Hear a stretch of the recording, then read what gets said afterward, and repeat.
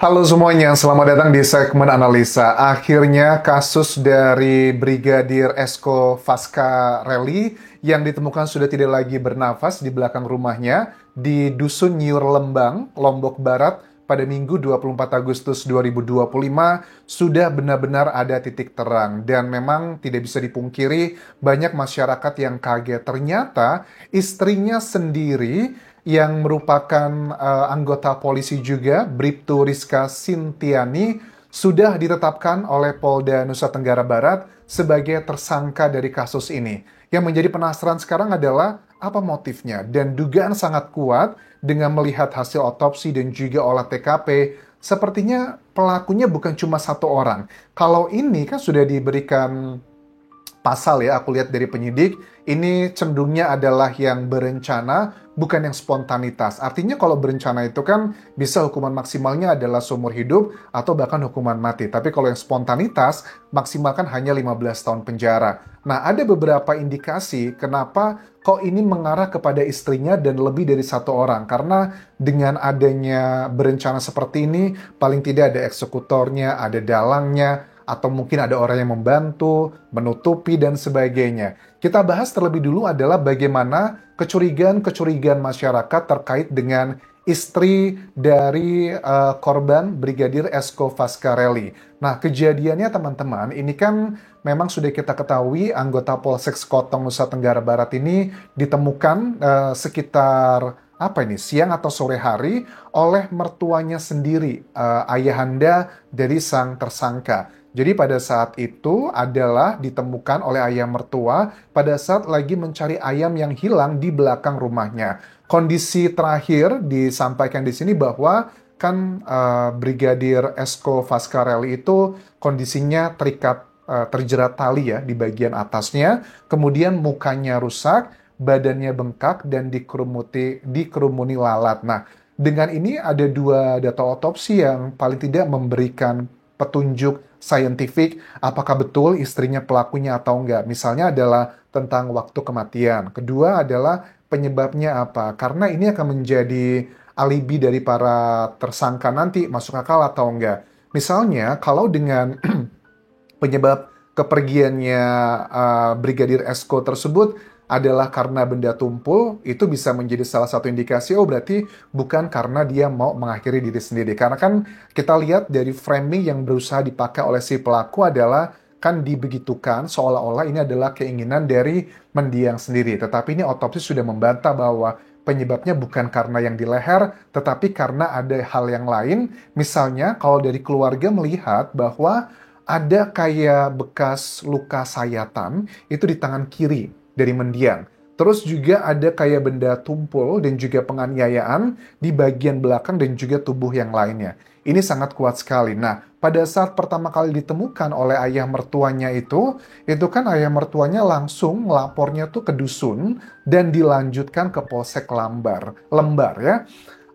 Satu hal yang cukup unik, karena kita nggak bisa pungkiri, di sebulan terakhir kasus ini tuh banyak masyarakat yang menduga pelakunya adalah orang dekat. Karena memang pada umumnya kasus yang seperti ini itu memang adalah orang dekat. Tapi kita nggak nyangka orang dekatnya adalah istrinya sendiri. Nah, ada salah satu indikasi yang masyarakat juga sebagian curiga. Mohon maaf nih dengan segala hormat, apakah hal yang wajar dengan punya anaknya anggota polisi, mantunya juga anggota polisi, kayaknya bukan hal yang aneh dengan dunia kayak kepolisian gitu loh. Tapi kok mertuanya malah ngelapornya ke dusun, bukan langsung nelpon polisi, Polsek Lembarnya. Ini menjadi salah satu indikasi apakah mungkin ada orang-orang yang terlibat dari pihak internalnya si tersangka Bribtu Rizka Sintiani. Tentunya dengan azas praduga tak bersalah, selama belum ada putusan dari pengadilan, statusnya ya tersangka, kita sebutnya adalah dugaan. Tapi, kenapa pihak keluarga yakin pelakunya itu bukan cuma satu orang, at least ada yang membantu. Karena gini, dari tubuh atau badannya istri sendiri kan nggak mungkin sekuat itu bisa mengangkat dari dalam rumah menuju ke area belakang rumahnya, kemudian dibegitukan sedemikian rupa.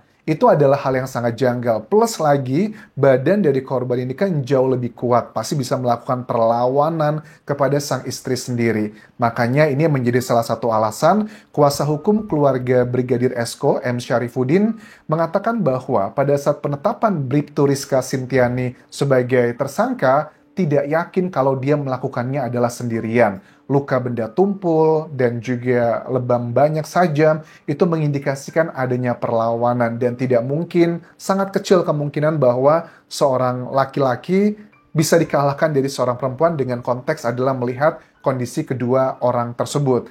Nah, kemudian dibawa ke tempat tersebut seolah-olah ingin mengakhiri diri sendiri, artinya sudah indikasi kuat ini direncanakan. Padahal pada saat kita lihat pemeriksaan di Polda NTB, ada sekitar 53 atau 55 saksi yang diperiksa, itu memang tidak ada indikasi adanya kayak misalnya barang-barang yang diambil, ataupun juga masalah perampokan atau masalah yang lainnya. Lebih kuatnya adalah karena memang ini berhubungan dengan si rumah dekatnya. Misalnya ada sejumlah barang bukti teman-teman yang ditemukan, kayak satu kunci motor Scoopy-nya itu ada, HP-nya juga nggak hilang, sepasang sendal jepit juga ditemukan di lokasi TKP-nya. Plus dari titik koordinat HP terakhir yang dilakukan pemeriksaan oleh penyidik dan juga dibantu oleh keluarga juga melakukan sendiri, itu HP-nya terakhir kali ditemukan aktif berada di rumah korban, yang notabene juga dekat dengan lokasi TKP ditemukan terakhir. Nah, dugaan sangat kuat istrinya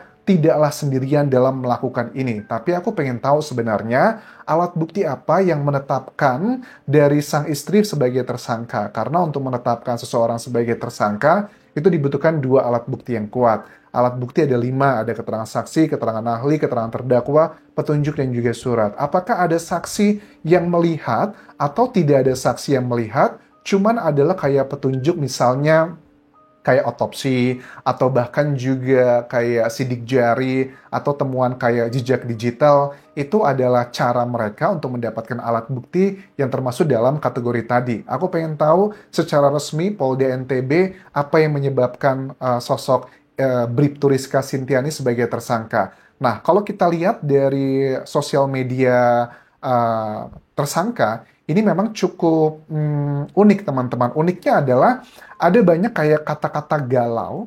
Kata-kata galau ini terakhir kalau aku lihat ya, ini dipostingnya pada beberapa hari lah sebelum kejadian. Ini kalau aku lihat terakhir itu diposting 20 Agustus 2025 dan ditemukan korban tuh tanggal 24 Agustus. Ditemukannya apakah itu sesuai dengan waktu kematiannya atau ada petunjuk yang lain, ini salah satu indikasinya teman-teman. Beberapa hal yang dituliskan di sini 4 hari sebelum penemuan adalah, anakku, seberat dan serumit apapun duniaku, aku akan berusaha memberikan yang terbaik untukmu. Sekeras dan sekejam apapun duniaku, aku akan perjuangkan dunia yang indah bagimu. Ya Allah, aku titipkan masa depan anakku yang tidak ku ketahui rahasianya, berkahi perjuangan dan usahaku untuknya. Mudahkan semua proses hidupnya dan kabulkanlah doanya, cita-citanya, dan impiannya. Terus ada lagu-lagu melo di sini dengan nuansa melo, bahkan salah satu postingannya begini. Maaf, belum bisa jadi ibu yang baik ya nak, sekeras apapun ibu terhadap kalian, itu hanya untuk membentuk mandiri kalian nanti. Apapun ibu usahakan yang terbaik untuk kakak, adik, karena cuma kalian yang berarti saat ini. Saat duduk dengan anakku, sesekali aku memperhatikannya, aku berdoa dalam hati agar semua keinginannya terpenuhi, hidupnya lebih bahagia, dan tidak ada yang menyakitinya. Cukup badainya di aku, jangan anakku. Nah, kalau dari bagian-bagian ini mengindikasikan bahwa sepertinya memang lagi menghadapi masalah yang cukup berat. Nah, makanya ini menjurus kepada motif bahwa apakah ada terkait dengan masalah sakit hati mendalam, terkait dengan misalnya dugaan orang ketiga. Apakah mungkin, mohon maaf nih, sang suami memiliki wanita idaman lain, atau bahkan juga sang istri memiliki pria idaman lain di kategori tersebut. Karena kita juga paham lah, mau semarah-marahnya pasangan terhadap kita gitu, itu kan biasanya kalau nggak ada pemicu yang begitu kerasnya, tidak mungkin sampai melakukan hal seperti itu. Apalagi aku dengar dari beberapa media dugaannya bahwa ini bukanlah pernikahan yang pertama. nggak tahu pernikahan yang pertama dari pihak pria atau wanitanya. Nah, ini adalah indikasi bahwa masalah sakit hati. Kalau kita bahas, ada potensi yang pertama adalah sakit hati karena orang ketiga dari pihak suami. Apakah mungkin dari pihak istri ini mengetahui adanya hubungan terlarang yang ngebuat sang istri itu sakit hati sebegitu dalam karena jarak atau jarak antara cinta dan juga benci itu kan kadang tipis banget ya. Bisa dibilang seperti itu, orang tuh terutama perempuan gitu kalau sudah disakiti hatinya apalagi dengan masalah wanita idaman lain itu kadang bisa gelap mata. Makanya mungkin dia merencanakan ini semuanya. Atau ada dugaan yang berikutnya bahwa pihak idaman lain tersebut adalah dari kategorinya sang istri. Mungkinkah itu dilakukan karena ada perlakuan-perlakuan yang tidak pantas yang selama ini diterima, makanya dia sampai senekat itu melakukan itu, mungkin saja dibantu dengan sosok pria idaman lain tersebut. Tapi kalau secara pribadi aku melihat kayaknya ini masih belum mengarah ke sana ya, tapi lebih ke masalah sakit hati. Tapi sakit hatinya apa? Apakah karena perilaku atau bahkan karena adanya idaman lain tersebut, ini yang masih terus dilakukan pendalaman dari pihak penyidik. Bahkan sampai sekarang pun penyidik belum memberikan keterangan apapun karena kita paham ini kan kasusnya menimpa koleganya mereka sendiri, sama-sama anggota polisi. Aku paham lah, pasti mereka punya ada kayak keengganan,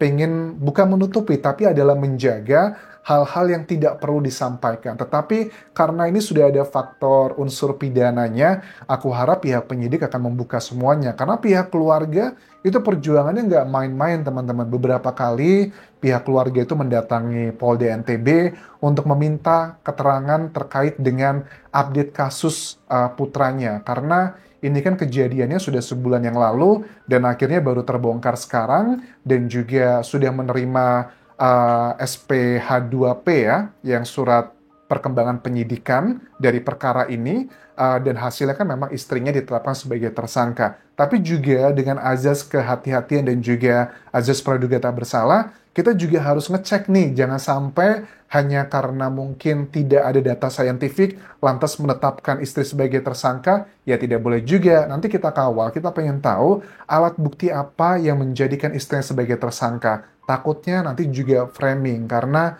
you know lah ya, pelaku zaman sekarang tuh juga udah ngerti bagaimana memanipulasi dan juga membuat framing-framing seolah-olah orang lain yang melakukannya. Ini juga harus hati-hati. Sementara itu dulu bisa aku update mengenai kasus dari Brigadir Esko Fascarelli. Kalau ada update terbaru silakan bisa kirimkan ke sosial mediaku, baik di Instagram, TikTok, ataupun juga di Facebook pageku Dian Jasa Semara. Sampai jumpa semuanya. Bye.